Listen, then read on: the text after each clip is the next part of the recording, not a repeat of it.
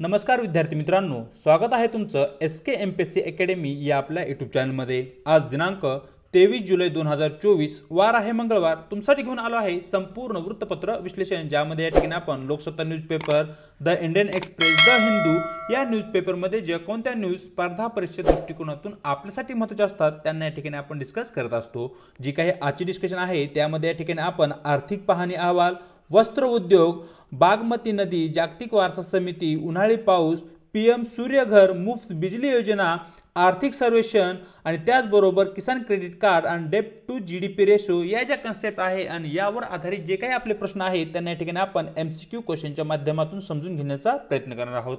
चला तर जे काही आजचे आपले डिस्कशन आहे त्या ठिकाणी आता आपण सुरुवात करूया।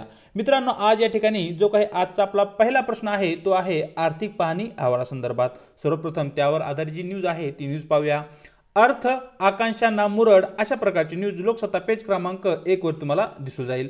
काल म्हणजेच 22 जुलैला आपल्या देशाचा केंद्रीय अर्थमंत्र्यांनी या ठिकाणी जो काही आर्थिक पाहणी अहवाल आहे तो या ठिकाणी सादर केला, ज्याला की या ठिकाणी आपण इकॉनॉमिक सर्वे ऑफ इंडिया असेही म्हणतो। यामध्ये सरकार समोरील ज्या काही अडचणी आहेत किंवा सरकारच्या ज्या काही अचीवमेंट्स आहेत या सर्व घटकांचा इन डिटेल मध्ये या ठिकाणी एक अहवाल असतो आणि तो अहवाल या ठिकाणी अर्थमंत्र्याकडून संसदेमध्ये बजेटच्या पूर्वी सादर करावा लागतो आणि त्या संदर्भात ती न्यूज या ठिकाणी असलेली आपल्याला दिसते।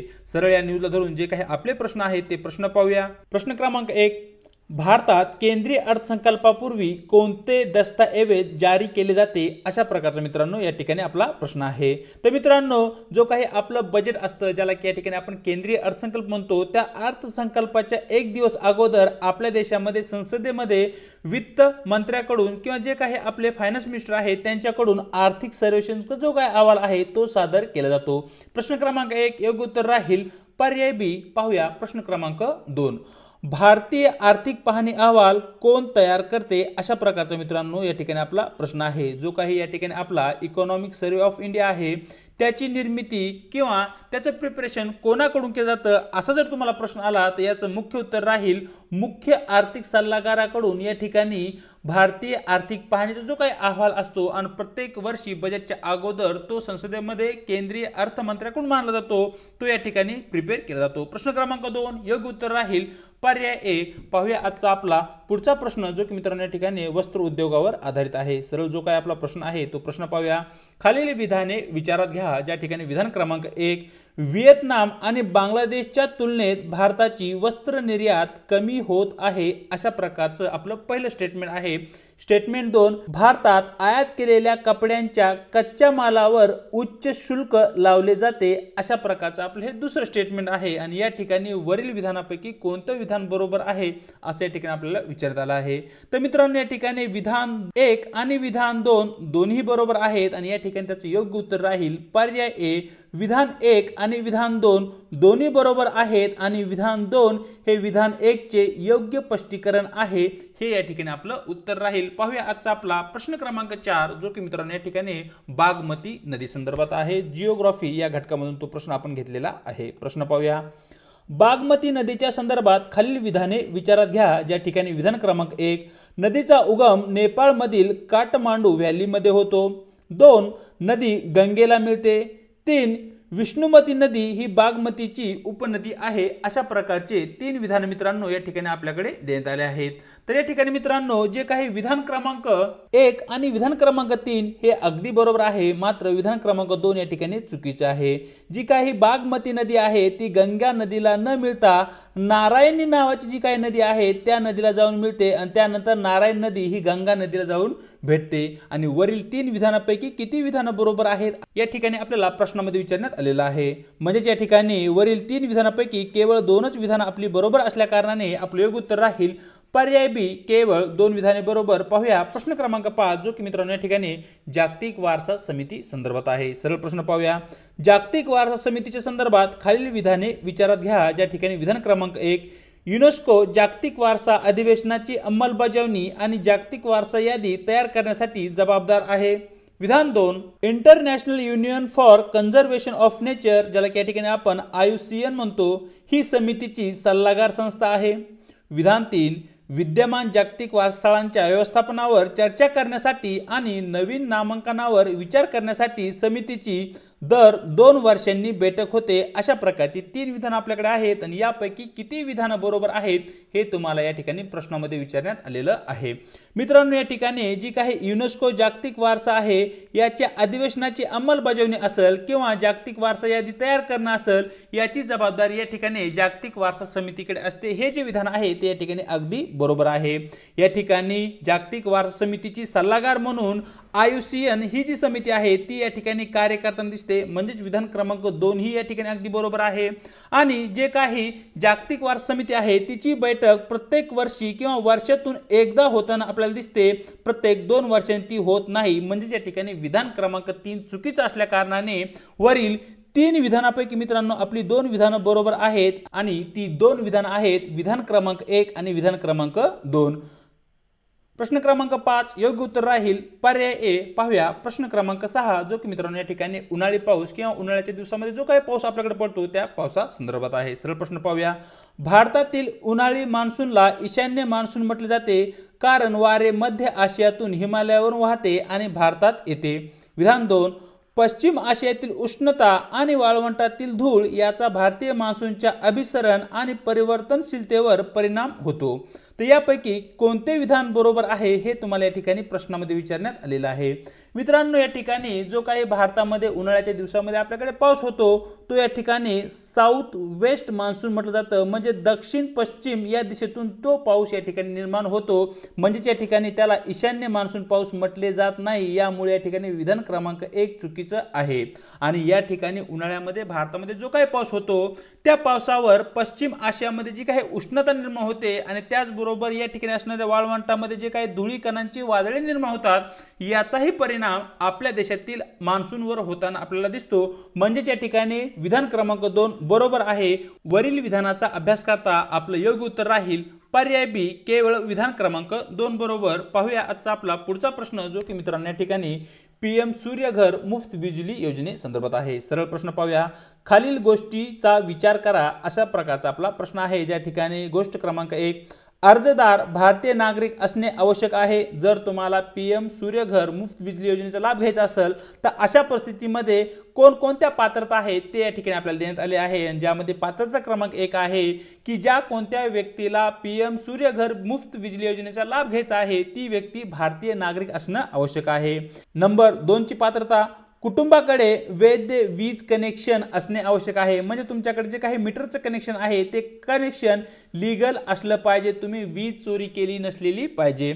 विधान 3 अर्जदाराकडे सौर पॅनल बसवण्यासाठी योग्य छप्पर घर असणे आवश्यक आहे, म्हणजे जो कोणता अर्जदार आहे ज्याला की सूर्य पॅनल त्याच्या घरावर बसवायचे आहे मग त्या अर्जदाराकडे मित्रांनो चांगल्या प्रकारचं पक्क घर असलं पाहिजे, ज्या ठिकाणी त्याच्या छतावर त्या ठिकाणी आपल्याला जे काही सौरच्या प्लेट आहेत त्या प्लेट इन्स्टॉल करता येतील। आणि विधान क्रमांक 4 कुटुंबाचा मासिक वीज वापर किमान 300 युनिट असणे आवश्यक आहे। अशा प्रकारची 4 पात्रता या ठिकाणी तुम्हाला PM सूर्यघर मुफ्त बिजली योजनेचा जो काही लाभ आहे ते लाभ घेण्यासाठी दिलेला आहे। तर यापैकी किती पात्रता किंवा निकष हे योग्य आहेत हे आपल्याला या ठिकाणी प्रश्नामध्ये विचारण्यात आलेलं आहे। तर मित्रांनो, या ठिकाणी जी काही PM घर मुफ्त बिजली योजना आहे या योजनेचा लाभ घेण्यासाठी ती व्यक्ती भारताची नागरिक असणे आवश्यक आहे। नंबर 2 त्या कुटुंबाकडे एक लीगल किंवा वैध वीज कनेक्शन किंवा मीटर असणं आवश्यक आहे। त्याचबरोबर त्या व्यक्तीकडे अशा प्रकारचे घर असावे की त्या घराच्या छतावर जे काही सौर पॅनल आहेत ते या ठिकाणी आपल्याला बसवता येतील आणि या ठिकाणी 300 युनिट वगैरे अशा प्रकारची कसलीही अट त्या ठिकाणी नाहीये। म्हणजेच या ठिकाणी प्रश्न क्रमांक 7 मध्ये ज्या काही आपल्याला पात्रता आणि निकष विचारात घ्या असं म्हटलं आहे त्यामध्ये पात्रता क्रमांक 1 पात्रता क्रमांक 2 पात्रता क्रमांक 3 अगदी बरोबर आहे, मात्र पात्रता क्रमांक 4 या ठिकाणी चुकीची असल्या कारणाने मित्रांनो वरील 4 पात्रतापैकी आपल्या 3 पात्रता अगदी योग्य आहेत, म्हणजेच या ठिकाणी या प्रश्नाचं आपलं योग्य उत्तर राहील पर्याय सी केवळ 3 पात्रता योग्य। पाहूया आजचा आपला पुढचा प्रश्न जो की मित्रांनो या ठिकाणी प्रश्न क्रमांक 8 आर्थिक सर्वेक्षण या संदर्भात आहे। सरळ प्रश्न पाहूया।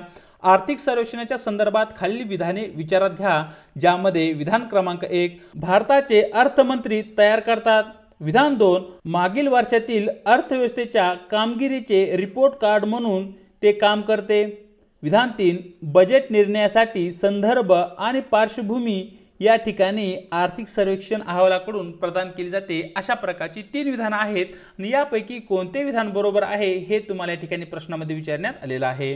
तर मित्रांनो, या ठिकाणी जे काही आर्थिक सर्वेक्षण अहवाल आहे तो या ठिकाणी चीफ इकॉनॉमिक ॲडवायझर म्हणजे जे काही केंद्र सरकारचे मुख्य आर्थिक सल्लागार असतात त्यांच्याकडून तयार केला जातो, तो अर्थमंत्र्याकडून तयार केला जात नाही। याचाच अर्थ विधान क्रमांक 1 या ठिकाणी चुकीचं राहील। या ठिकाणी मागील वर्षामध्ये सरकारची आर्थिक स्थिती किंवा सरकारची जी काही ध्येय धोरणे आहेत ती कशा प्रकारची होती या संदर्भात एक प्रकारचं ते रिपोर्ट कार्ड आहे, म्हणजे या ठिकाणी विधान क्रमांक 2 बरोबर आहे। आणि या ठिकाणी जे काही बजेट प्रत्येक वर्षी सरकारकडून सादर केलं जातं त्यासाठी आवश्यक असणारे संदर्भ किंवा त्यासाठी आवश्यक असणारी जी काही पार्श्वभूमी आहे ती या ठिकाणी आपल्याला आर्थिक सर्वेक्षण अहवालामध्ये दिसते, म्हणजेच याचा अर्थ या ठिकाणी विधान क्रमांक 3 अगदी बरोबर आहे। तर वरीलपैकी मित्रांनो विधान क्रमांक 2 आणि विधान क्रमांक 3 बरोबर असल्या कारणाने आपले योग्य उत्तर राहील पर्याय डी। पाहूया आजचा आपला प्रश्न क्रमांक 9 जो की मित्रांनो या ठिकाणी किसान क्रेडिट कार्ड संदर्भात आहे। सरळ जो काही प्रश्न आहे तो प्रश्न पाहूया। किसान क्रेडिट कार्ड बद्दल खालील नियम विचारात घ्या। ज्या ठिकाणी नियम क्रमांक 1 योजना national bank for agriculture and rural development, ज्याला इन शॉर्ट मध्ये आपण नाबार्ड असे म्हणतो, या नाबार्ड कडून तयार करण्यात आलेली आहे जी काही किसान क्रेडिट कार्ड योजना आहे ती योजना। विधान 2 प्रशासकीय सर्व सहकारी बँक, प्रादेशिक बँका आणि सार्वजनिक बँकाद्वारे याची अंमलबजावणी केली जाते। आणि विधान क्रमांक 3 यात किसान क्रेडिट कार्ड जे काही धारक आहेत त्यांचा अपघातामुळे मृत्यू किंवा त्यांना जर कायमस्वरूपी अपंगत्व येण्यासारख्या जोखीम असेल तर त्या जोखमीचाही या ठिकाणी समावेश करण्यात आला आहे। आणि वरीलपैकी कोणते विधान बरोबर आहे हे या ठिकाणी आपल्याला प्रश्नामध्ये विचारण्यात आलेलं आहे। तर मित्रांनो, या ठिकाणी जी काही किसान क्रेडिट कार्ड योजना आहे या किसान क्रेडिट कार्ड योजनेची निर्मिती नाबार्ड कडून करण्यात आली आहे, म्हणजे या ठिकाणी विधान क्रमांक 1 अगदी बरोबर आहे। या ठिकाणी किसान कार्ड योजना जी आहे तिची अंमलबजावणी सार्वजनिक क्षेत्रातील बँका असतील, सहकारी बँका असतील आणि ज्या काही प्रादेशिक बँका आहेत अशा सर्व बँकांकडून केली जाते। याचाच अर्थ विधान 2 ही मित्रांनो या ठिकाणी अगदी बरोबर आहे। आणि या ठिकाणी किसान क्रेडिट कार्ड धारक जे काही किसान आहेत किंवा शेतकरी आहेत त्यांना या ठिकाणी अपघातामुळे किंवा कायमस्वरूपी अपंगत्व आल्यास या ज्या जोखमी आहेत त्यांचाही समावेश या ठिकाणी करण्यात आलेला आहे, म्हणजे त्यांनाही या किसान क्रेडिटच्या अंतर्गत त्या ठिकाणी नुकसान भरपाई भेटू शकते। याचाच अर्थ विधान क्रमांक 3 ही आपलं अगदी बरोबर आहे।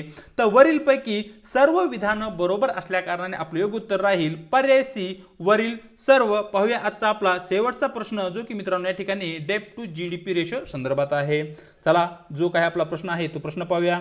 Consider the following statement. Statement 1 A higher debt to GDP ratio indicates lower ability of a country to repay its debt.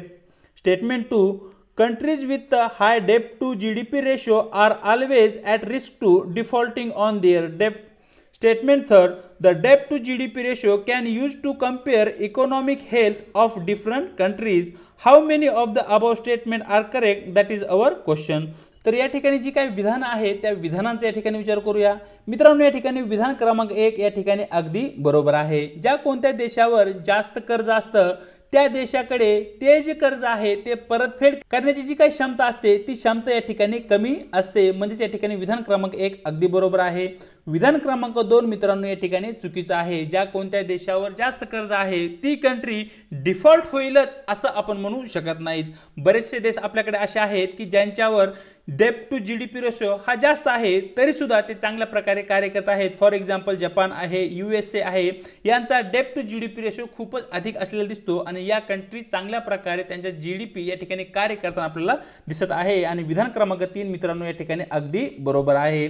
दोन देशांमध्ये त्यांची जी काही आर्थिक स्थिती आहे ती कशा प्रकारची आहे हे जर आपल्याला जाणून घ्यायचं असेल तर या ठिकाणी त्या देशाची डेट टू जीडीपी रेशो किती आहे याच्या आधारावर त्या दोन देशाची आर्थिक स्थिती आपण समजून घेऊ शकतो। म्हणजे या ठिकाणी जे काही विधान क्रमांक 1 आणि विधान क्रमांक 3 आहे ते अगदी बरोबर असल्या कारणाने आपलं योग्य उत्तर राहील वरील 3 विधानापैकी केवळ 2च विधानं बरोबर आहेत, म्हणजे या ठिकाणी आपलं योग्य उत्तर राहील पर्याय बी ओनली 2 स्टेटमेंट। तर अशा प्रकारे मित्रांनो दिनांक 23 जुलैचे जे काही आपलं वृत्तपत्र डिस्कशन आहे ते या ठिकाणी आपण पूर्ण केलं आहे।